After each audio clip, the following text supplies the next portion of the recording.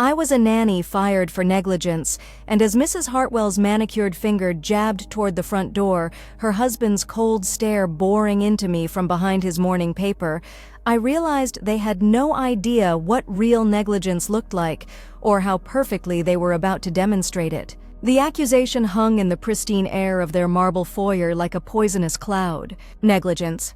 The word echoed off the crystal chandelier as I stood there, my hands still damp from washing Emma's breakfast dishes, my heart hammering against my ribs.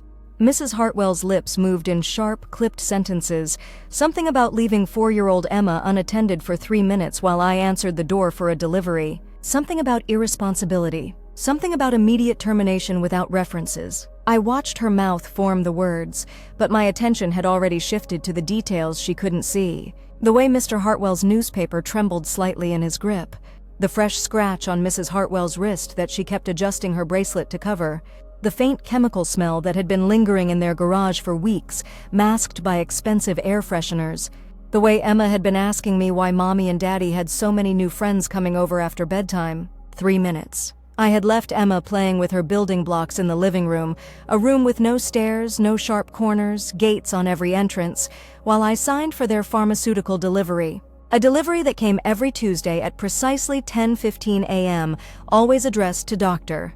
Hartwell's home office, always requiring a signature. The same delivery I had been instructed to accept every week for the past 8 months. The irony wasn't lost on me. Not then, not as I gathered my purse and coat while Mrs. Hartwell's voice continued its shrill crescendo about professional standards and trust. Because in those 3 minutes, I had seen exactly what was in that package. I had memorized the return address, the quantity, the labeling, and most importantly, I had photographed the shipping manifest before signing it. Dr. Richard Hartwell, renowned pediatric surgeon, respected member of the community, loving father and devoted husband, according to the family portrait that dominated their living room wall. Also, apparently, someone who had been ordering industrial quantities of pharmaceutical-grade stimulants and sedatives to his home address for months. I slipped my phone into my coat pocket, the weight of it suddenly feeling significant. 8 months of observations crystallized into focus as I walked toward the door. 8 months of late-night visitor patterns I had documented in my daily reports they had stopped reading after the first month. 8 months of Emma's behavioral changes that I had carefully noted and recommended addressing. 8 months of prescription bottles appearing and disappearing from locked cabinets I wasn't supposed to have access to.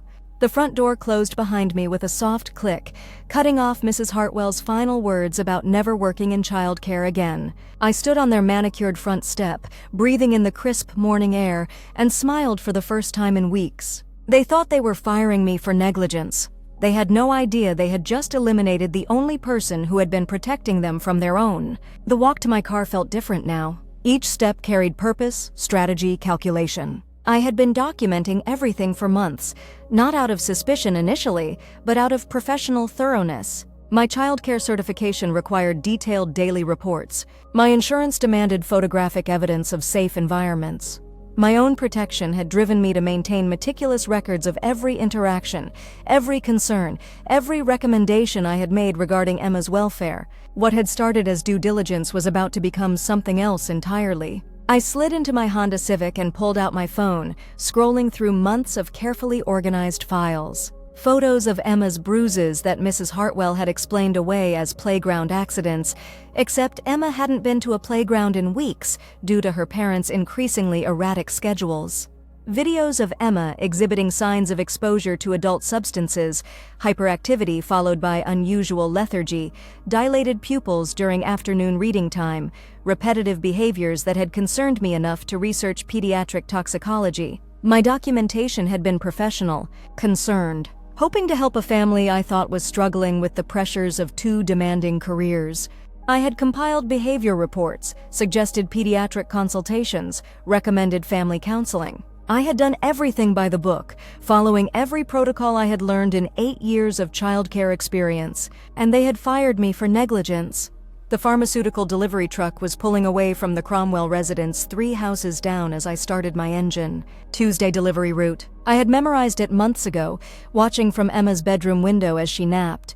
Same truck, same driver, same pattern every week. The driver, Miguel according to his badge, always looked tired, overworked. The kind of tired that made people less careful about company protocols. I followed the truck from a distance, my plan crystallizing with each turn.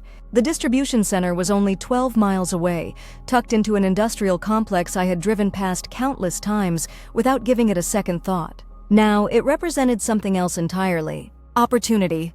The next morning, I sat in my car outside the distribution center at 6 a.m., watching employees arrive for their shifts. Miguel pulled up in a battered pickup truck at 6:47, stopping at the security gate to badge in. I made note of his license plate, his routine, the way he paused to light a cigarette before walking through the employee entrance. By Thursday, I had established his pattern. Coffee from the gas station on Maple Street every morning at 6:30. Lunch at the Mexican restaurant on 5th Avenue every day at noon. Home to a modest duplex in the suburbs every evening by 7 p.m., where children's bicycles cluttered the front yard, and a woman in scrubs, nurse based on her schedule, kissed him goodbye each morning. Miguel had a family, bills to pay, pressure to keep a job that probably barely covered his expenses. The kind of pressure that made someone willing to look the other way when wealthy clients placed unusual orders. The kind of pressure that could be leveraged by someone with the right information and the wrong intentions. I didn't plan to become that someone.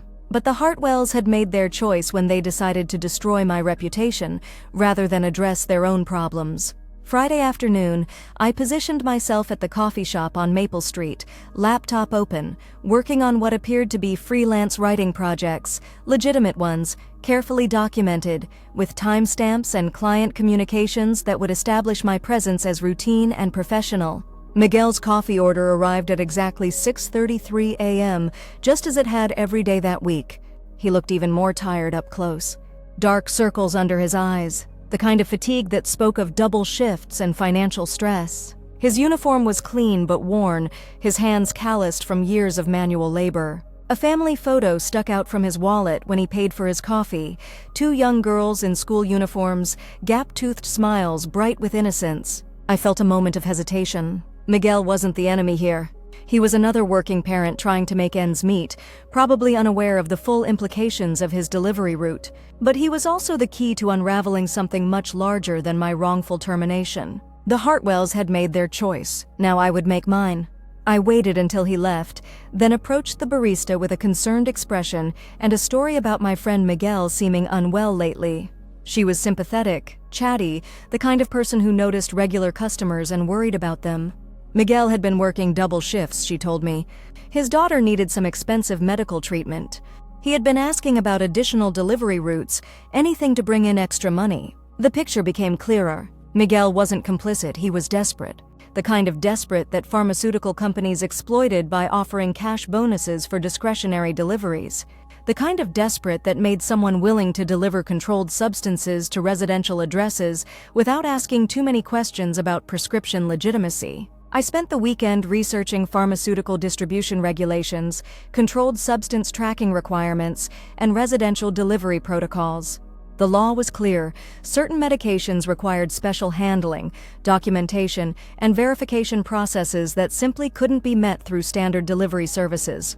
The prescriptions I had photographed fell squarely into that category. Dr. Hartwell was either operating outside legal parameters or had managed to circumvent safeguards through his medical credentials. Either scenario represented a serious violation that would trigger federal investigation, the kind of investigation that would examine not just the deliveries, but the environment where controlled substances were being stored in proximity to a young child.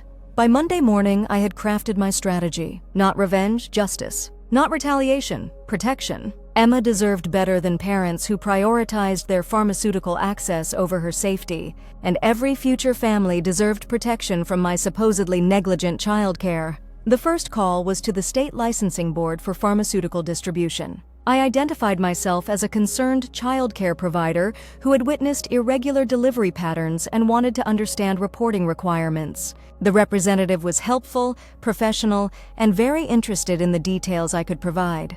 She explained the proper channels for reporting suspected violations and emphasized the protective measures in place for whistleblowers.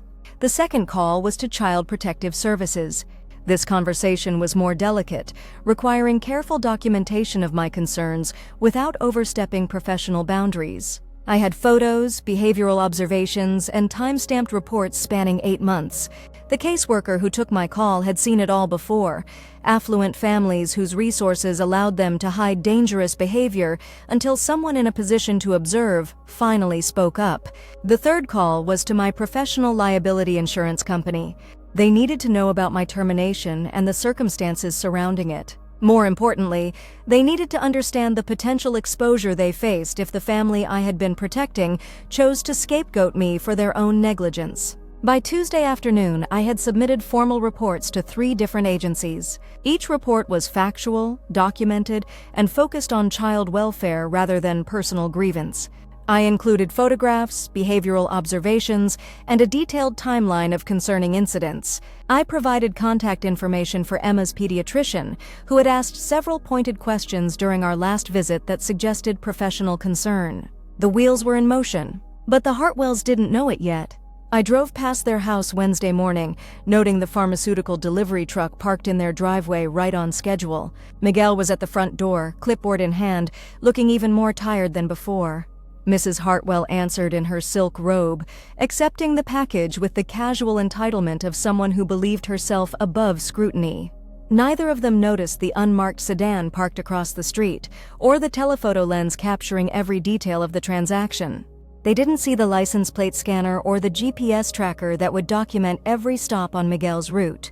They were focused on their routine, their needs, their careful construction of plausible deniability. By Thursday, my phone was ringing.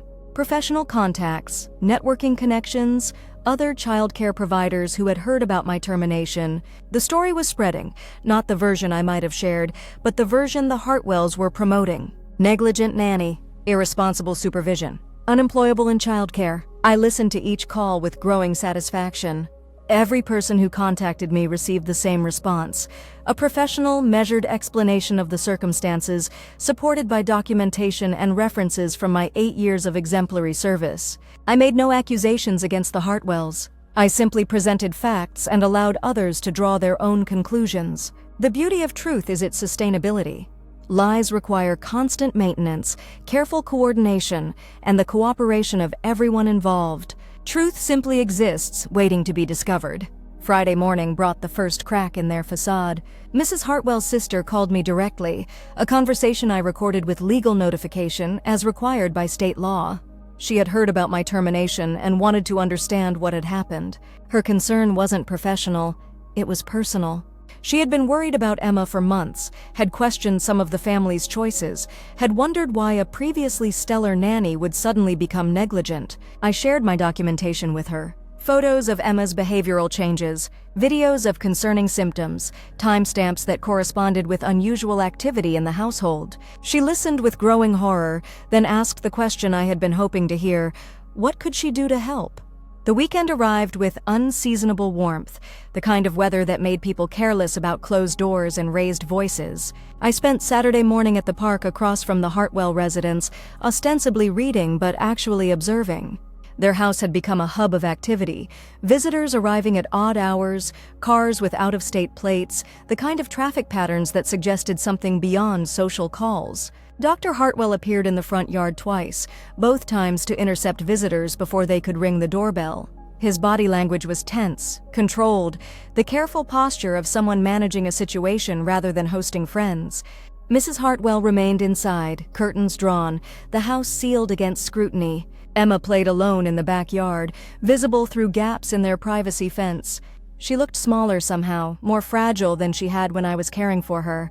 Her movements were listless, lacking the energetic curiosity that had characterized her personality for months. She sat in her sandbox without building anything, staring at nothing, exhibiting the kind of dissociation that child psychologists associated with ongoing stress or trauma. By Sunday evening, I had made my decision. The agencies would follow their protocols, conduct their investigations, build their cases. But Emma couldn't wait for bureaucratic processes. She needed immediate intervention, and I was the only person positioned to provide it. Monday morning, I placed the call that would change everything. Not to an agency or authority, to Dr. Hartwell's medical practice. I identified myself as a former nanny with concerns about a child's welfare and requested to speak with the practice's child welfare compliance officer. Every medical practice had one, and Dr. Hartwell's prestigious pediatric surgery group was no exception. The compliance officer was Dr. Sarah Chen, a pediatrician with dual credentials in child protection and forensic medicine. She listened to my concerns with professional attention, asked pointed questions about my observations, and requested copies of my documentation. Her questions revealed expertise in recognizing child endangerment in affluent households, the kind of cases that required careful handling due to family resources and community connections. Dr. Chen made no promises, offered no timelines, but her tone conveyed something more valuable than assurance: competence. She understood the stakes, the complexities, and the urgent need for discretion. Most importantly, she had the authority to initiate immediate protective measures while larger investigations proceeded. The call ended with her taking detailed contact information and requesting that I remain available for follow-up questions. I agreed, knowing that I had just activated the most powerful tool in child protection: professional obligation. Dr. Hartwell's colleagues would now be legally required to investigate concerns about his household, regardless of their personal relationships or professional loyalties. Tuesday brought the first visible change. The pharmaceutical delivery truck arrived on schedule, but Miguel looked different. Nervous, careful, his movements suggesting heightened awareness of being observed. He spent longer at the door, checked his paperwork twice, and glanced around the neighborhood with the vigilance of someone who had been questioned about his route. Mrs. Hartwell appeared more agitated when accepting the delivery, her usual casual demeanor replaced by sharp, controlled movements. She signed quickly, barely looking at the paperwork, and closed the door immediately after Miguel left. No pleasant conversation, no casual interaction, just a transaction between people who both understood they were being watched. By Wednesday, the changes were more pronounced. Dr. Hartwell left for work later than usual, his routine disrupted by phone calls that pulled him into hushed conversations in his home office. Mrs. Hartwell's schedule had become erratic. School pickup times that varied, social commitments that were suddenly canceled, the kind of disruption that suggested crisis management. Emma was the most concerning change. Where she had once played in the backyard regularly, she now remained inside most of the day. The few glimpses I caught showed a child who appeared withdrawn, clingy, exhibiting stress behaviors that any trained childcare provider would recognize immediately. Thursday afternoon brought the breakthrough I had been working toward. Dr. Chen called with questions that revealed the scope of the investigation now underway. She needed clarification about specific incidents, timeline confirmation for concerning behaviors, and professional assessment of Emma's developmental regression during my employment. Her questions were precise, informed, and focused on building a comprehensive picture of the household environment.